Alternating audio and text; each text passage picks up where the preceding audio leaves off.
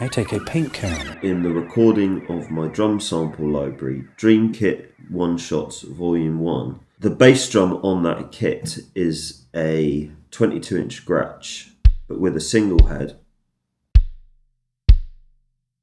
In the recording, I decided to try the Simon Phillips thing of putting a paint can in the bass drum. What that does, it's just mass. It, again, microphone friendly. It makes a very complex sound with a lot of low end floating around. It tightens up that low end and makes it easier for this boy to understand. Making the drum microphone friendly. What does that mean? There's the Simon Phillips paint can in the bass drum thing. I've used it before and I think it works. I tried it with my drum as well, bass drum. It's a nesting kit, so it comes apart in two. And the way that I did it is to have a bass drum sound. There's a t-shirt resting against the front head that's providing a bit of muffling there, and an Aquarian super kick on the batter side.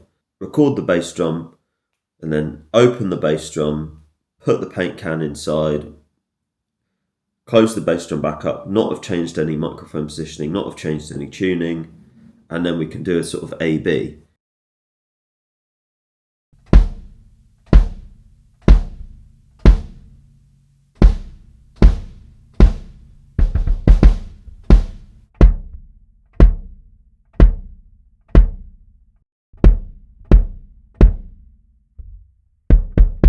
When we look at the frequency response of this, what we can see is that it doesn't really change the frequency response very much. But what it does do, as with the tone wings, if you go back to those videos, is that it attenuates mid-range and upper frequency. So they'll die off much quicker. And what that means is that we perceive more low end. If we think about the equal loudness curve, the fact that our ears are more attuned to high frequency, which is where speech is occurring and things, it makes sense that if there's high frequency in things, we will perceive that as a less bassy sound because we've got a leaning to that high frequency.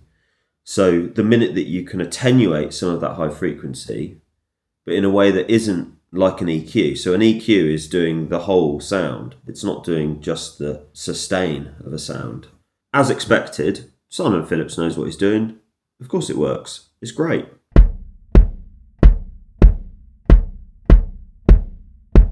Am I going to use it again? Yes. If you're enjoying what I'm doing here, please consider liking and subscribe. This video is sponsored by me, Magitone. I make samples and I'm just about to release a plugin. It's not quite done yet. I'm faffing around with all the other stuff, website bits and bobs, demos. There's a lot more to making a plugin than just making a plugin. Anyway, follow along. Cheers, bye.